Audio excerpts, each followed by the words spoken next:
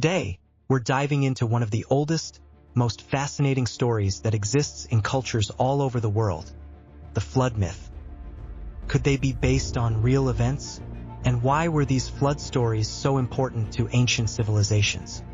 First things first, flood myths aren't unique to any one culture. These stories appear in civilizations all over the globe, from the Sumerians and Babylonians of ancient Mesopotamia to the Hebrews, the Greeks, the Hindus, and even the Maya of Mesoamerica. What's amazing is that while each story is different, they all share a few core themes. A massive flood, often sent by the gods, to cleanse the world or punish humanity. The earliest recorded flood myth we know of comes from ancient Mesopotamia, around 2000 BCE. In the Epic of Gilgamesh, a story that predates the Bible by 1,000 years, we hear about Utnapishtim, who was chosen by the god Ea to survive a massive flood meant to wipe out humanity. Utnapishtim is warned to build a massive boat, bringing animals and his family on board, just before a flood comes and destroys everything. This story closely resembles the biblical flood in Genesis, where Noah also builds an ark to save his family and animals from a divine flood. And just like in the Genesis story, Utnapishtim sends out a dove to see if the floodwaters have receded. Moving from Mesopotamia to ancient Greece, we find another fascinating flood story. This one centers on Deucalion and Pyrrha, the last two survivors of a devastating flood sent by Zeus, the king of the Greek gods. In Greek mythology, Zeus grows angry with the wickedness of humanity and decides to cleanse the earth with a great flood. Deucalion, the son of the Titan Prometheus, is warned in time to build an ark. After the flood subsides, Deucalion and Pyrrha land on Mount Parnassus and, realizing they're the only survivors, ask the gods how to repopulate the earth. They're told to throw stones over their shoulders, and as the stones hit the ground, they turn into people. This myth adds a layer of rebirth and transformation to the flood narrative, showing the flood as a means of renewal, a concept that's shared by other cultures too. Next up, we have the Hindu flood myth from ancient India, where the god Vishnu appears in the form of a fish, known as Matsya, to warn the king Manu of an impending flood. The story goes that Manu finds a small fish, which grows miraculously large, and eventually reveals itself as Vishnu. Matsya tells Manu to build a boat and bring along seeds of every plant and pairs of every animal. When the floodwaters rise, Matsya, as the giant fish, pulls the boat to safety and protects Manu from the great deluge. When the waters finally recede, Manu becomes the ancestor of a new human race. Here again, we see that theme of cleansing and renewal, where the flood washes away the old and brings forth a new era of life. Flood stories also exist in ancient American civilizations. In Mayan mythology, a great flood was sent by the gods to destroy the wooden people, an early form of humanity created by the gods that lack souls.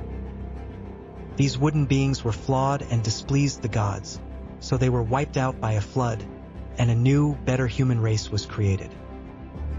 So why are these flood stories so common? And why were they so important to ancient civilizations? Let's start with geography. Ancient civilizations like Mesopotamia and Egypt were built around rivers, the Tigris and Euphrates in Mesopotamia, and the Nile in Egypt. Annual flooding was a fact of life for these people, but sometimes these floods were devastating, destroying crops, villages, and even taking lives.